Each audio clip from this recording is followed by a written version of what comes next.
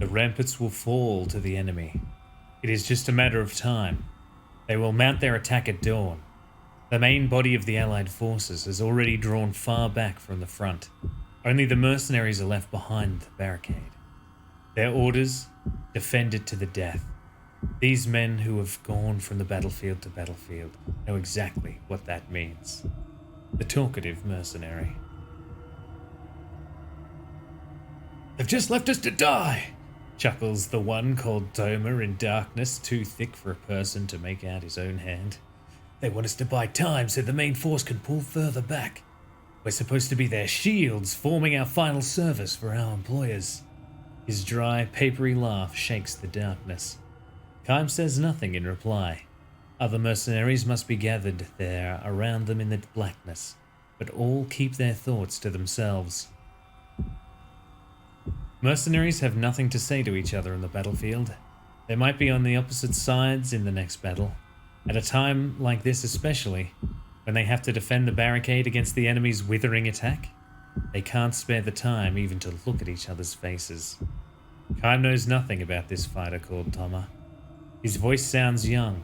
He probably has very little experience as a mercenary. If a man grows talkative in the face of death, it means that, deep down somewhere, he has a weakness that prevents him from becoming a true soldier. A mercenary with even a hint of such weakness can never cheat death and live to see another day. It is the law of the battlefield, and a man like Toma will only learn that law is the moment before he loses his life. "We're done for. We'll be all dead in the morning. We'll have that silent homecoming they talk about. I can't stand it. I just can't stand it." In the darkness, no voices rise to second these sentiments. It's too late for talk like this. The day they chose the mercenaries' path was one they should have resigned themselves to death. They sell their lives for a little money. They prolong their lives a day at a time by taking the lives of one enemy after another. That's what a mercenary is. Nothing more, nothing less. "Hey, can anyone hear me? How many of us are here? We're all going to die together. We'll just be a line of corpses in the morning. Don't shut up now, answer me!" No one says a thing. Instead of voices, the silent darkness begins to fill with a tangible sense of annoyance. Wordlessly to gather on the battlefield, wordlessly to fight the enemy, and just as wordlessly to die. That is the rule of the mercenary, the aesthetic of the mercenary, if such an expression may be permitted. Toma has taken it upon himself to abandon that aesthetic. "I knew it was hopeless from the start. Headquarters didn't know what they were doing. There was no way a strategy like that could work. They know what I'm talking about, don't you guys? We have to lose. It's a total mess. I wish to hell I had joined the other side. When we could have gotten a mountain of cash for winning, we could have drunk ourselves blind. We could have had all the women we wanted. I could have gone either way on this one, but I picked the wrong side to fight on." "Hey you!" An older voice booms out of the darkness. An angry voice. "Yeah, what?" asked Toma. His voice more vibrant now at having at last found someone willing to talk with him. As if to crush his momentary enthusiasm, the other man goes on. "How about shutting up for a while? If you really want to run off at the mouth like that, I can send you to the next world a step ahead of the rest of us." I'm sorry." Instantly dejected, Toma falls silent and the darkness goes still again. The stillness is charged, however, with a deep tension, far deeper even than before Toma started talking. The veteran warrior knows. Watch out for talkative men. Being talkative means trusting in words, trusting too much in words. Words are useless on the battlefield. You take up your weapon in silence, you steel yourself in silence, you fight in silence. You kill the enemy or he kills you in silence. All the mercenaries here have lived this way, all but the talkative one. A soldier who clings too desperately to words may cling just as desperately to something else, or to the sweet trap of betrayal, for example, or the seduction of desertion under fire, or the lure of madness.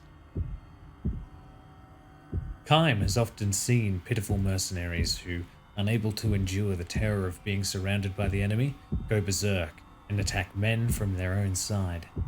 Will Toma prove to be another such case? The possibility is great, and no doubt the other men are thinking the same too. In the stillness, they turn the same gazes toward Toma that they would reserve for confrontations with the enemy, looking for any sign of change in his demeanor. The moment they perceive the slightest threat in him, a blade will soundlessly pierce the left side of his chest. The silence continues. Not even the usual all-night cries of insects can be heard tonight, as they were last night. Perhaps the insects knew enough to clear out in advance of the enemy's drawn attack. The thought reminds Kime that he saw no birds in the area yesterday either. Although animals came to snatch food when the men first built this fortification, there has been no sign of them for several days now. Animals have mysterious powers of foreknowledge that humans have lost. This becomes painfully obvious from any battlefield. There can be little doubt that the animals have turned their backs on this barricade. Right about now, in some distant forest, a huge flock of blackbirds may be taking wing in search of human corpses to strip of their flesh. It's feast time, boys! They already know somehow. Once the sun is fully up, the battle will be over. If they don't get here first, they'll lose their feast to a flock from another forest, their black bodies hidden against the night sky. Those birds now are probably flying for all they're worth. A voice in the night, Toma's voice, weeping. Listen, you guys, I don't know how many of you are out there, but we're all going to die in the morning. Or, most of us. Maybe one or two will live to escape. No more. Think about it. Those are lousy odds. We've all been through this before. You're veterans, war heroes. You're probably not scared, but even so, even if you're not scared, don't you think this is stupid? Huh? Tell me! You've been through a lot more battles than I have, so tell me, what the hell are we here for? We don't hate the enemy. We don't owe the leaders on our side anything. But we've got to kill the enemy and follow our leaders' orders? And we're still going to end up dead? Tell me, you guys, don't you think it's pointless? Don't you think it's stupid? The only response to Toma is the impatient click of a tongue in the darkness, followed by someone else's sigh of annoyance. I can't take it any longer, says Toma. I hate this. And now he's sobbing. All I wanted was some money, and maybe something better to eat, and maybe nicer clothes. I would have been happy with that. What a mistake I made. Taking work like this? I never should have done it. Kime keeps all his senses open for forward movement in the night. Aside from himself and Toma, 5 other soldiers are crouching down in the darkness. Not bad. All are experienced warriors. They would not have been able to put up with Toma's whining otherwise. If they let themselves get angry and started shouting at him, or grabbing him by the throat, or wailing away at him, they would just end up consuming their strength and energy before their work started at dawn. If this is an assemblage of men who know how to keep their silence, the chances for life are that much greater. Assuming, that is, that the talkative, weeping man does not become too great a burden for the rest of them. Still sobbing, Toma continues to curse his fate. Suddenly, something is different. Something stirs in the silence. This could be bad, Kime thinks, sharpening his attentiveness still more. When dawn breaks, Toma will get in our way. Because of this, the possibility for life will wither.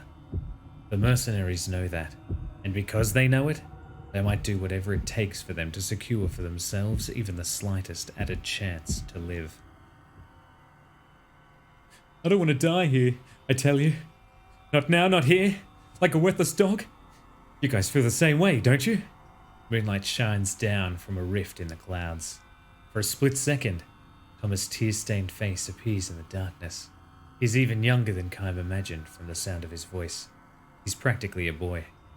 The clouds hide the moon again, and thick black darkness enfolds everything once more.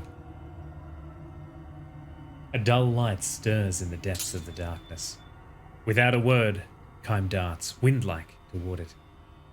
He was able to gauge the distance between himself and Toma during the flash of moonlight.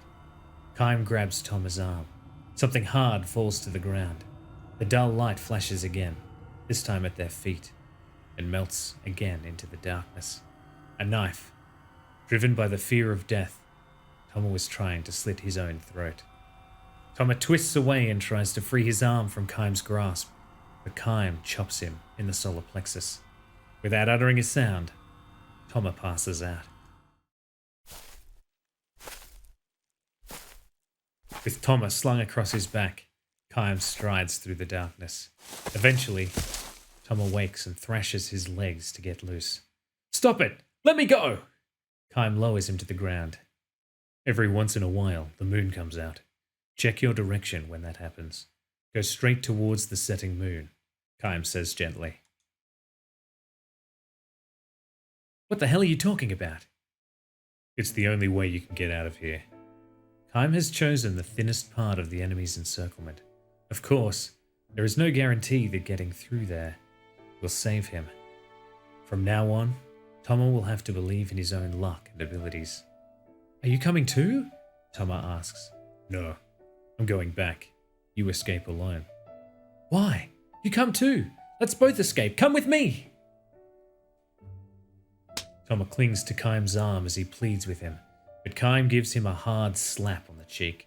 The flesh of that cheek is too soft to belong to a veteran warrior.